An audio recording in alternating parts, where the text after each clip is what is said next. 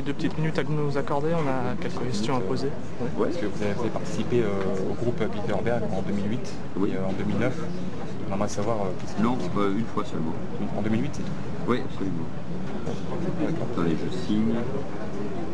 Paris Le 4. Qu'est-ce que vous voulez savoir?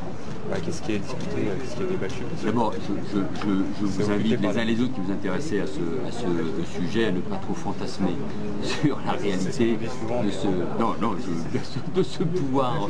J'ai été invité, comme le sont des responsables politiques importants. Je ne suis pas censé le dire, mais par exemple, il y avait Hubert Védrine, il y avait l'ancien ministre des Affaires étrangères vert, Joschka Fischer, qui était aussi invité à cette conférence pour écouter, pas pour m'exprimer. Il y avait le directeur général de l'EPAIS. Je pense que c'est un lieu de rencontre entre les intellectuels, les journalistes, des économistes, des politiques. Moi j'ai été invité comme un des responsables politiques peut-être en devenir, avec d'autres pour participer et pour entendre ce débat. Je trouvais que c'était d'ailleurs, c'était au début de la crise.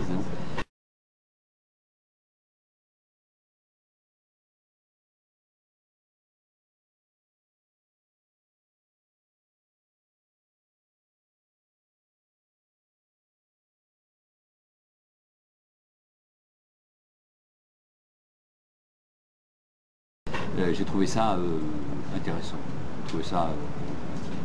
J'ai pas eu le sentiment d'être au cœur d'un vaste complot. C'était peut-être en plein dans la crise, mais ça existe depuis 1954, et puis ça, oui, bien sûr. Ça regroupe des gens qui sont en fonction. Quoi, oui, en fonction, ou plutôt, il y avait Kissinger, hein, j'ai pas l'impression qu'il est en fonction. Jean-Claude Trichet et Pascal Lamy. Il y a Jean-Claude Trichet et Pascal Lamy, eux ils sont influents dans leur institution. On retrouve Kissinger et Rockefeller et compagnie. Oui, bien sûr, compagnie, je ne sais pas ce que ça veut dire compagnie. Mais c'est des lieux, mais comme il en existe beaucoup dans des cercles nationaux, dans des cercles internationaux. Si ça donne le sentiment que c'est un pouvoir, des gens qui décident du devenir du monde, je crois qu'on se trompe.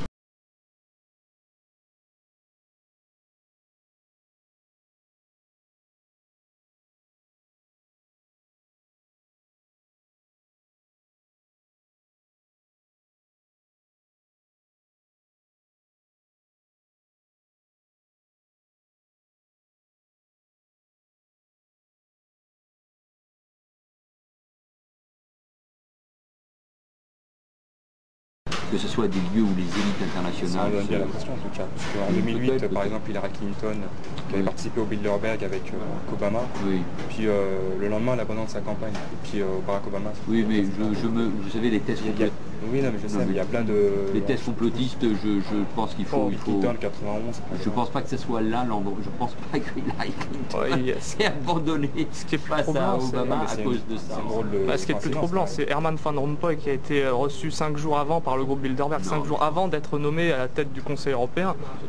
Vous êtes jeune, donc malheureusement ou heureusement, abandonner les thèses complotistes qu'il y ait d'une finance internationale, de la spéculation, des gens qui pensent la même chose et de la pensée unique, ça c'est incontestable, ici ou ailleurs.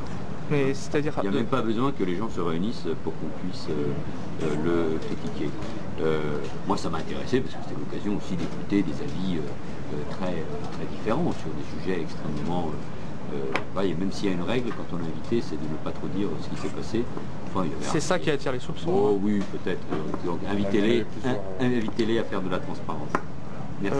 Oui, mais de par les fonctions qu'ils occupent, ils sont tout de même, les différents participants, ils sont tout de même capables de mettre en application des décisions qui peuvent avoir été prises sur place. À titre personnel, j'ai pas eu le sentiment de vivre ça, mais enfin, il y avait la reine d'Espagne, j'ai pas eu le sentiment que c'est elle qui dominait l'avenir de la politique nationale espagnole. Mais le fait que David Rockefeller, Kissinger, qui sont eux-mêmes dans d'autres... Est-ce qu'ils ont besoin de ça pour compter davantage dans leur pays? Honnêtement, non.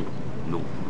Disons qu'ils sont déjà influents de par leurs institutions, dans les institutions dans lesquelles ils sont, mais en plus de ça, il faut donc qu'ils se retrouvent en secret. Vous êtes en secret, franchement, puisqu'il y a des manifestants devant et ils vont m'interroger. Avant, c'était pas médiatisé depuis 1954. Non, mais je ne sais pas que je ne veux pas vous répondre, mais n'ayez, franchement, voilà, je comprends les critiques qui peuvent être apportées sur telle ou telle institution. Attention. Et là, ça fait un peu femme de ménage anticonspirationniste, quoi. Ça fait un peu circulaire, il n'y a rien à voir.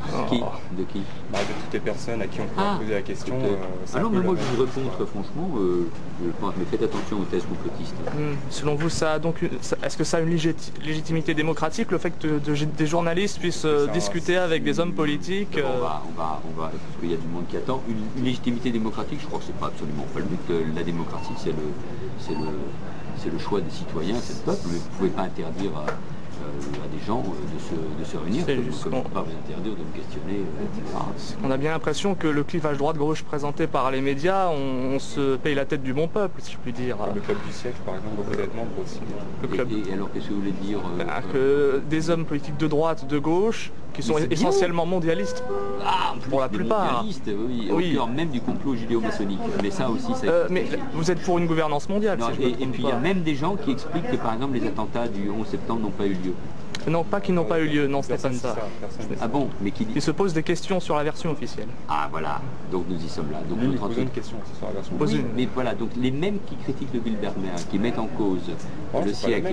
Non, attendez, les mêmes... en question le 11 septembre, mais qui ne parlent jamais du Bilderberg.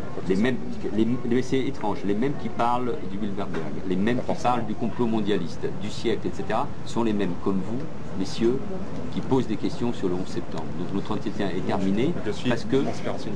Non, vous êtes des gens qui se posent des questions qui malheureusement sont assez inquiétantes, surtout quand on est aussi jeune que vous. Mais les mêmes qui se retrouvent dans ces groupes... Et c'est les mêmes qui ensuite, je vous l'accorde, nient la Shoah. Donc, non, là, c'est terminé. Je vous remercie. Et les mêmes personnes qui se réunissent au Bilderberg, ce sont les mêmes qui font la promotion d'une idée de gouvernance mondiale. Jacques Attali, Herman Van Rompuy, sympathiques, comme vous, qui nient la Shoah. Non, parce qu'on a la limite. Non, mais quand on nie le 11 septembre et quand on nie la Shoah, c'est qu'il y a un vrai le 11 septembre. Et puis personne ne nie le 11 septembre. Allez, au revoir. Je sais que le sujet est un peu bancal. Bonne fin de journée et surtout reprenez vos esprits. C'est important. N'oubliez pas, la confiance n'exclut pas le contrôle. Non, bien sûr, mais si vous aviez été dans la tour du 11 septembre, je pense que vous ne l'auriez pas nié. Ce sont les familles des victimes qui demandent une réouverture d'une enquête. Non, mais c'est peut-être même le complot judéo-maçonnique qui vous êtes une femme de ménage anti-conspirationniste. Allez, au revoir. Merci, monsieur. C'est gentil, au revoir.